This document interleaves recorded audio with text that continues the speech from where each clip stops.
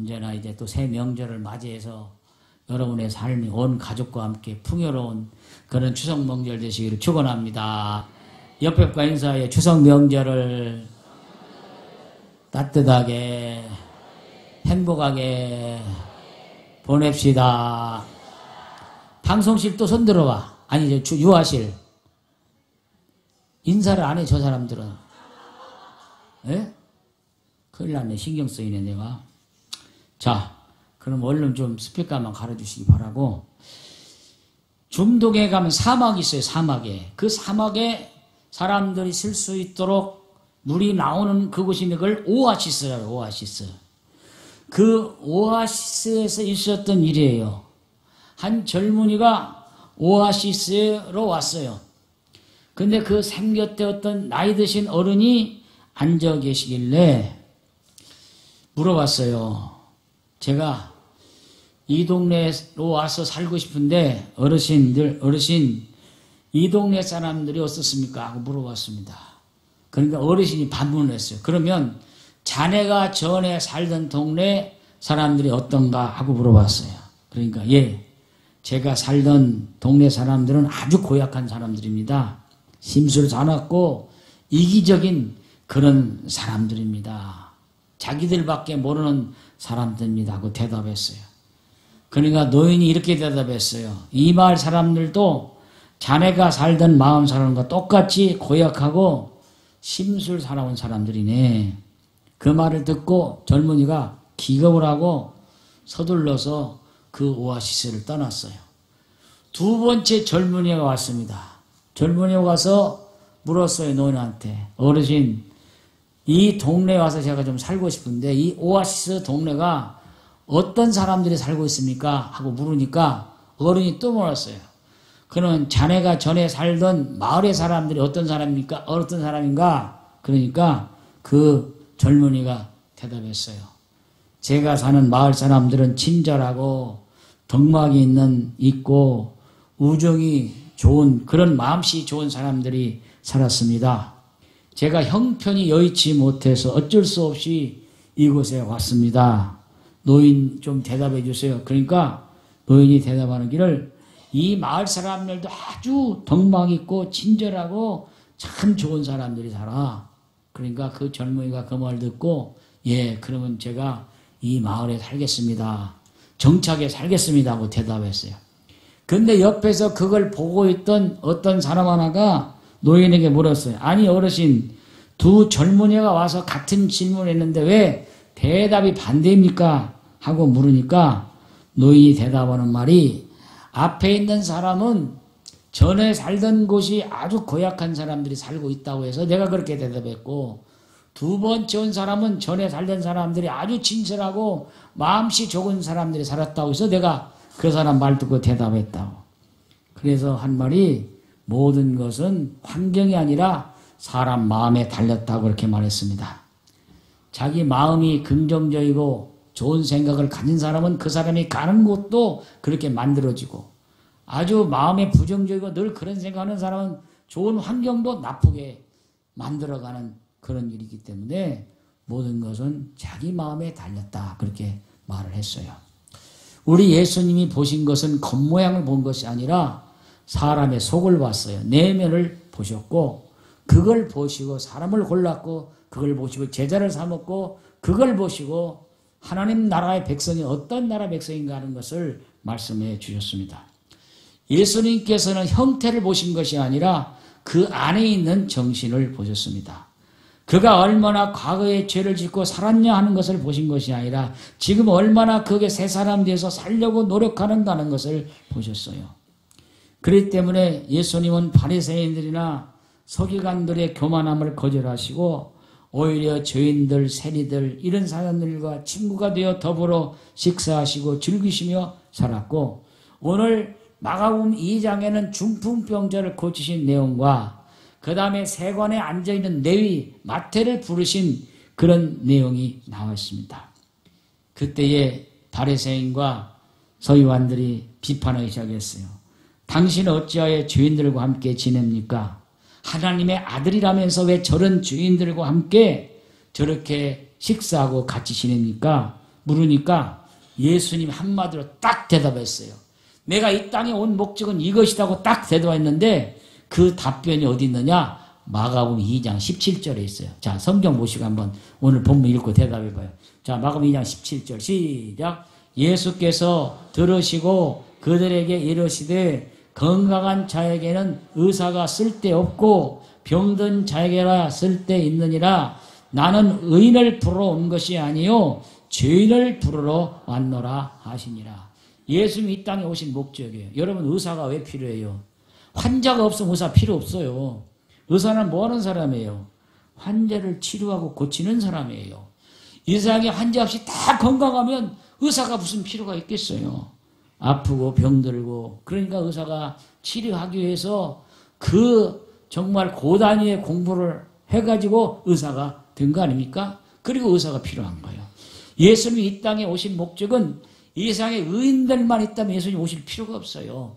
예수님이 이 땅에 오신 것은 바로 여기 건강한 자에게 의사가 쓸데없고 병든 자에게 쓸데있는 것처럼 예수님은 병든 자를 치료하시고 고쳐주시고 해결해 주시고 의인이 아닌 죄인을 불러서 죄를 씻어주시고 새롭게 만들어 주시게 오시는 줄 믿습니다.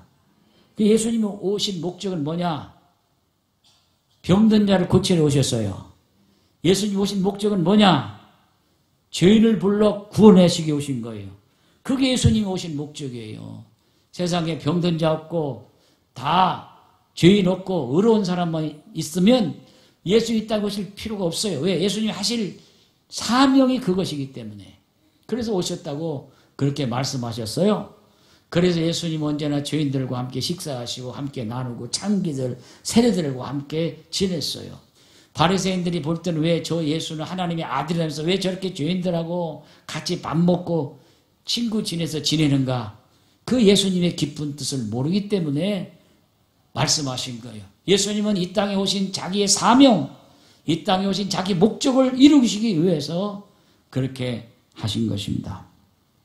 예수님은 가슴이 찢어지는 괴로움을 안고 남몰래 울고 탄식하고 수많은 괴로움을 당하고 있는 자들을 위해서 온 것입니다. 그들을 위해 살기 위해 오신 것입니다. 예수님의 이 모습에 비하면 바리새인들과 이런 서기관들은 율법에 정통한 자고 과거의 모든 것들을 다 지키는 그런 사람들이었지만 인간의 생명을 귀하게 여기지 않고 죄인들을 정죄한 그런 사람들이었어요. 그런데 또 이것에 대해서 이렇게 말하니까 대답을 못했던 바리새인들이 물러가고 어떤 사람들이 와서 또 물어요. 오늘 송기영 집사님이 잘 읽었는데 오늘 본문 마가복음 2장 18절 한번 다시 한번 보세요. 시작. 요한의 제자들과 바리새인들이 금식하고 있는지라.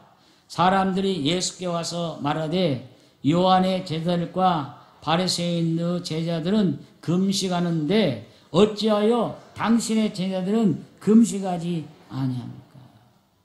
바리새인들 금식하고 요한의 제자들도 금식하는데 당신과 왜 하필 당신의 제자들만 금식을 않느냐고 금식에 대한 것을 가지고 꼬집어서 이야기했습니다.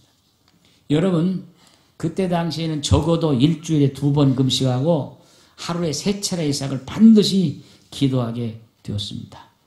금식에 대해서는 율법에 대속죄일에 하루 금식하는 것이 맞고 또 이 금식은 언제 하느냐? 아침에 해 뜰 때부터 해 질 때까지 금식을 하게 되어 있어요. 그래서 이슬람 사람들은 이 율법 전통에 따라 금식하는 거예요. 그 사람들은 라마단 기간이 되면은 한 달 동안 금식을 해요. 이 말씀대로 해 뜰 때부터 해 질 때까지 아무것도 안 먹고 금식해요. 그런데 해가 지고 나면 그때부터 먹기 시작하는 거예요. 밤 되면.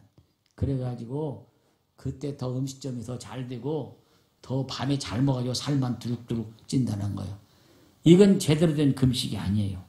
예수님이 말씀하시는 것은 금식의 근본 정신, 근본 내용, 의미를 말씀하신 것이지 그런 형식적인 금식을 말한 게 아니에요. 이 금식이 계속 이렇게 돼가지고 이 사람들은 사울이 죽었을 때 이스라엘에서는 7일간 금식했고 다니엘은 바벨론을 잡혀갈 때 21일을 금식했고 모세가 관리하는 40일간을 금식했습니다.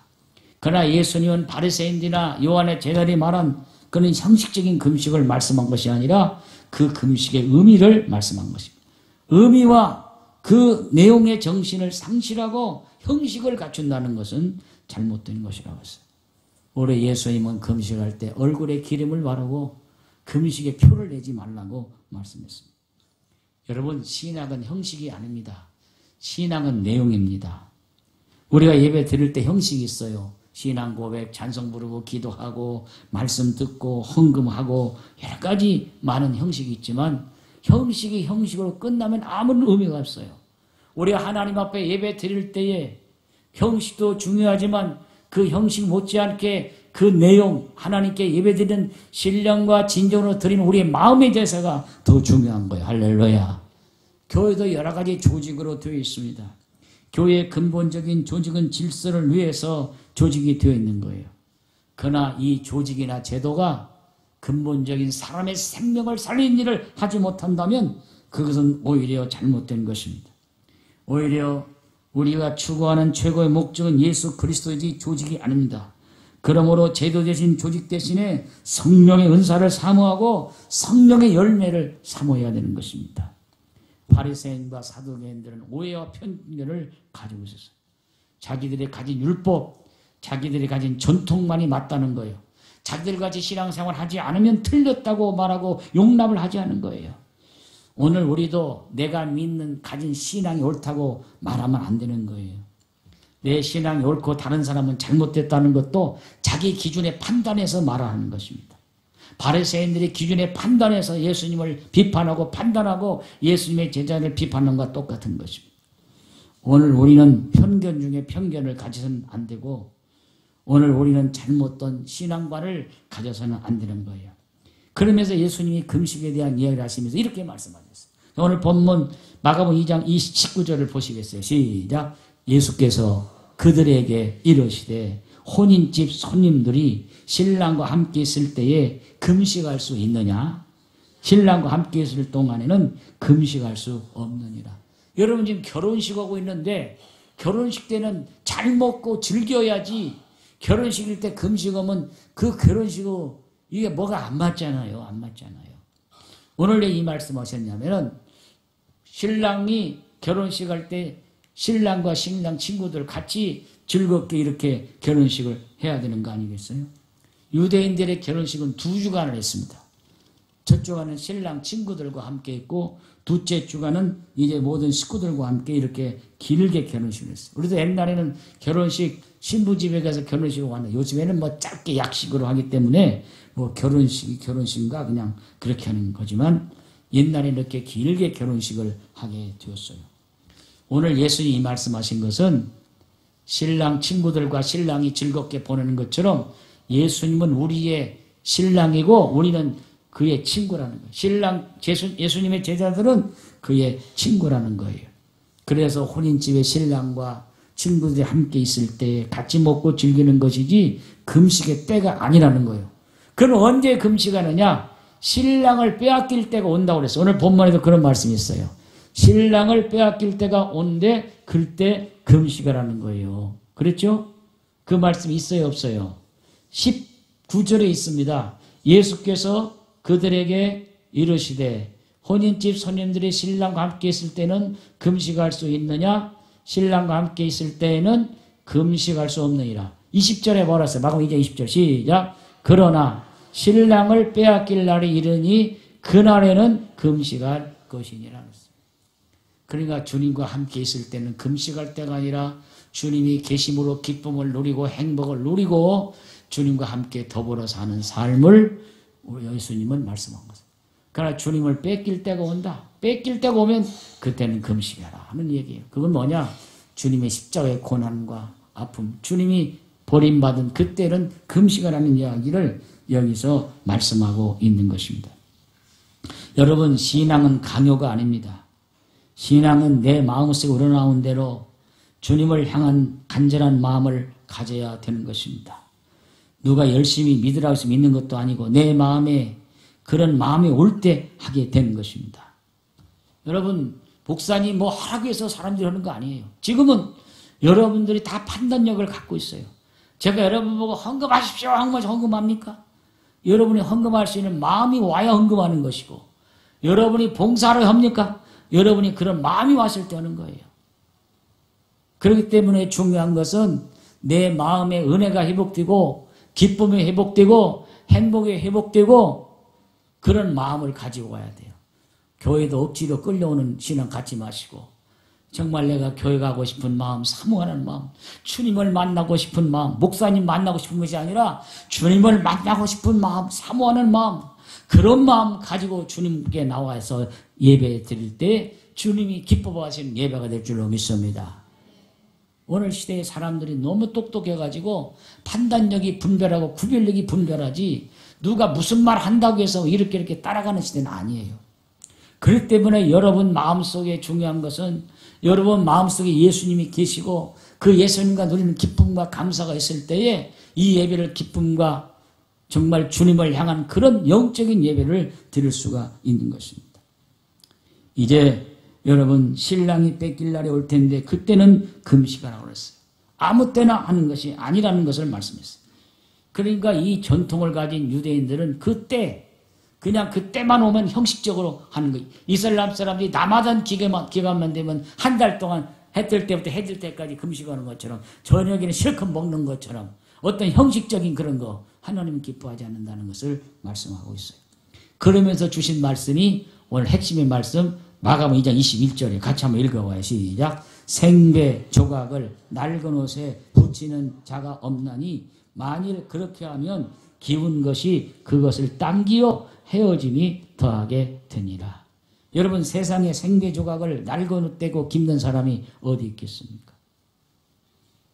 낡은 것은 낡은 것인데 거기다가 생배 새 것을 갖다 대면 그것도 흠 것이고 그것이 땡겨가지고 옷들 다 버린다고 그렇게 말씀하고 있습니다. 오늘 우리가 낡은 것은 낡은 것, 새 것은 새 것이에요.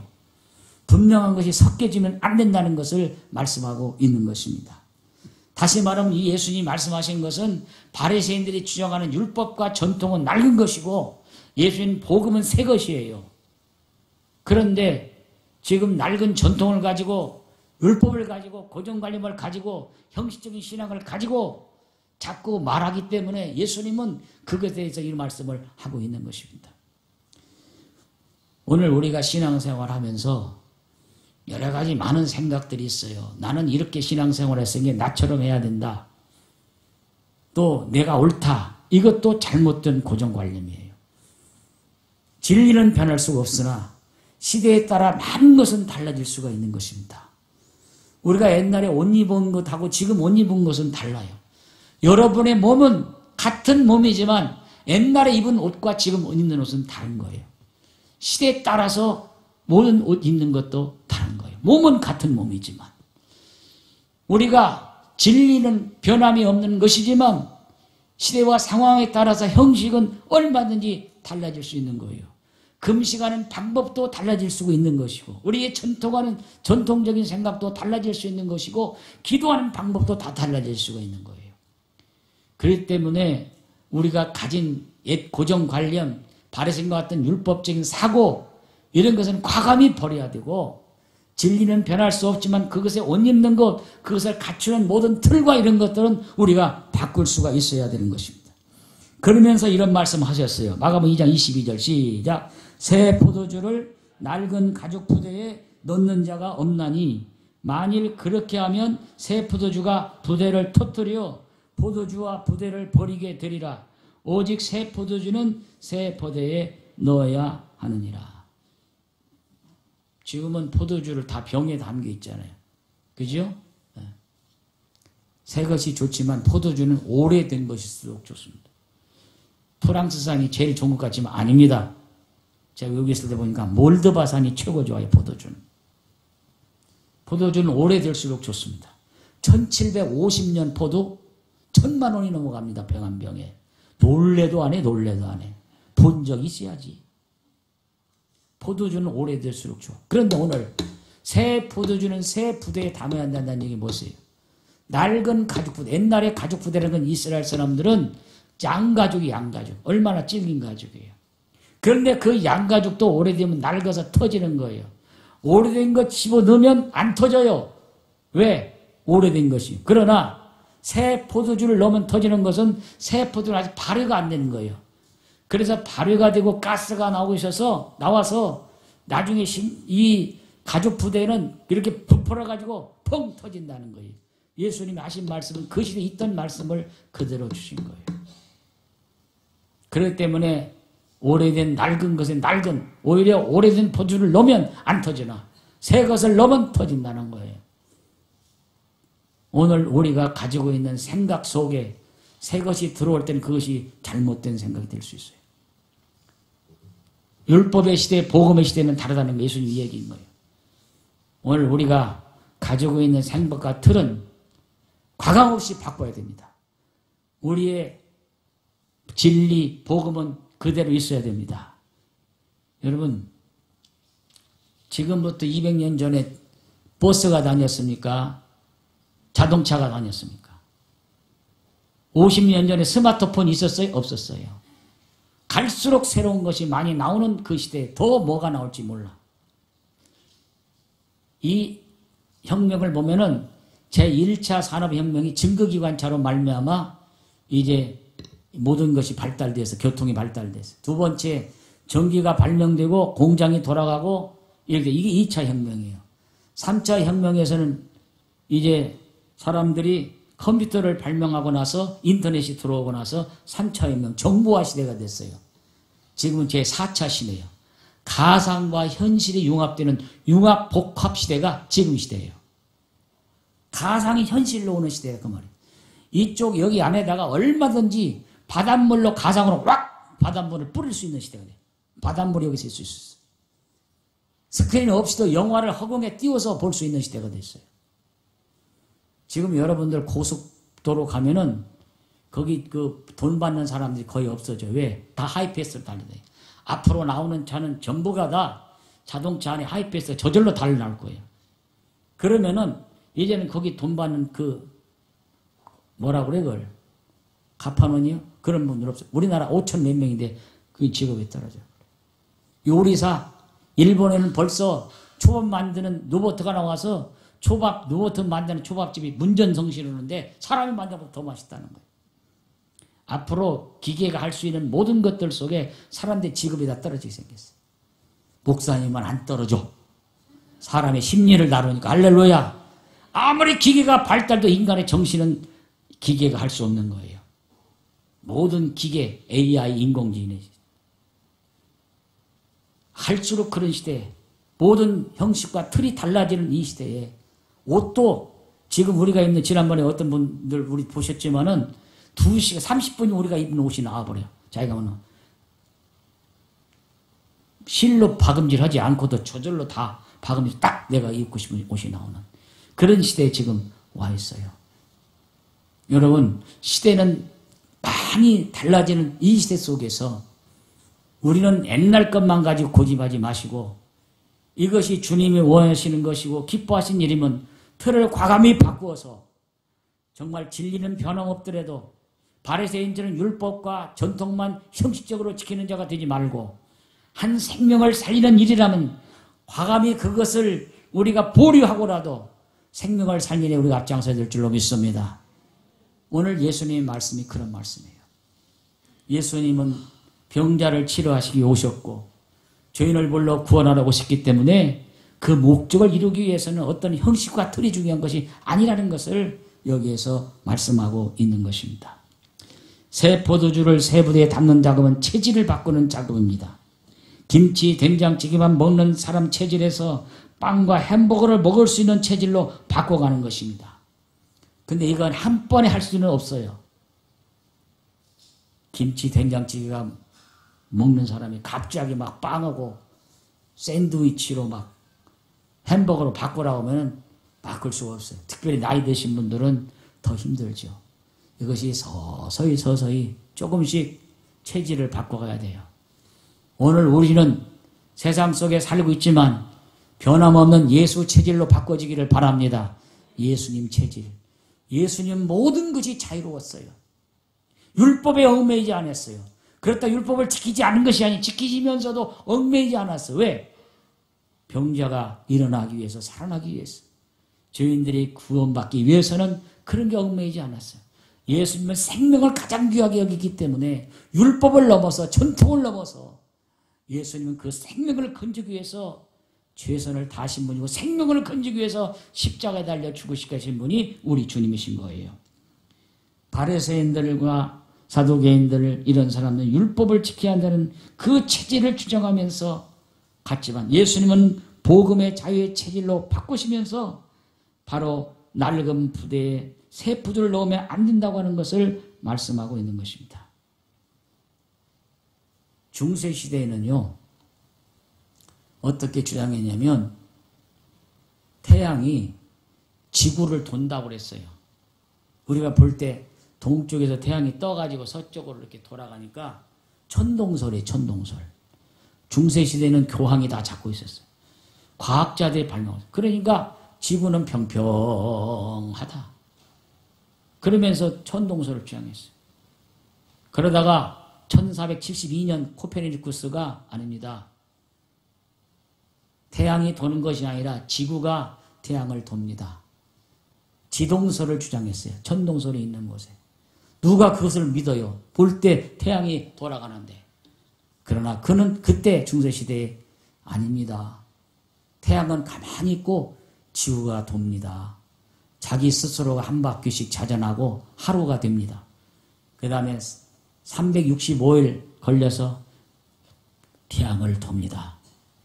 그런데 그렇게 하면은 재판에서 죽게 되는 거예요. 그래서 그렇게 주장했다가 나중에 향문 없는 사람들은 목숨 거는 사람들이 아니에요. 그러니까 아이고 그걸 바꿨어요. 맞습니다. 지구가 도는 것이 아니라 태양이 돕니다. 그리고 나오면서 하는 말이 그래도 지구는 돈다 그랬어요. 왜 그러냐면 사람들의 생각의 고정관념은 꼭 그대로 되어 있는 거예요. 우리가 갖고 있는 그런 고정관념이 있어요. 저는요 성가대석을 이쪽으로 가고 싶어요. 사실은. 근데 이쪽으로 올 수가 없는 게 여러 것 때문에 그러는데 꼭 이 자리에 있으란 법이 없어요. 피아노가 이 자리에 있으란 법도 없고 그건 하나의 형식이에요. 어떤 것은 형식이에요. 그러나 그 내용은 변하지 않는 거예요. 우리가. 그렇기 때문에 오늘 우리가 합시다. 체질을 바꿔갑시다. 바꿔가요. 이 말은 우리 신앙의 체질도 바꿔야 된다는 거예요. 틀도 바꿔야 된다는 거예요. 그렇기 때문에 우리는 과감히 우리가 그리스도 안에서 진리의 변함없는 생명은 우리가 유지하되 우리의 가진 모든 것들은 과감히 바꿀 수 있는 새 포도주를 새 부대에 담을 수 있는 우리가 되기를 바랍니다. 그래서 중요한 것은 뭐냐? 내 마음이 중요해요. 내 마음이 새 마음이 되어야 합니다. 옷은 새 옷을 입었는데 내 마음은 여전히 옛사람, 옛모습 그대로라면 그건 주님이 기뻐하지 않습니다. 우리가 옷도 새 옷을 입었다면 우리 마음도 새 사람이 되어야 되고 거듭난 주님의 사람이 되어야 될 줄로 믿습니다. 그러기 위해서 언제나 주님 앞에 예배드리면서 주여 내 마음을 새롭게 하여 주시옵소서 내가 변화되기를 원합니다는 그런 모습들이 여러분에 있기를 바랍니다. 주님이 이 땅에 오신 목적을 분명히 알아야 되고 주님이 진리고 주님이 하신 것이 진리지 내 법과 내 생각과 내 고집과 내 전통이 진리가 아니라는 것이에요. 그렇기 때문에 우리는 말씀에 늘 근거해서 진리 말씀 안에서 내가 새로운 존재가 되고 새로운 사람이 되시기를 바랍니다. 답시다. 내가 새 포도주가 되고 새 부대가 되게 하소서. 오늘 그런 역사가 우리 있기를 주의 이름으로 축원합니다. 할렐루야.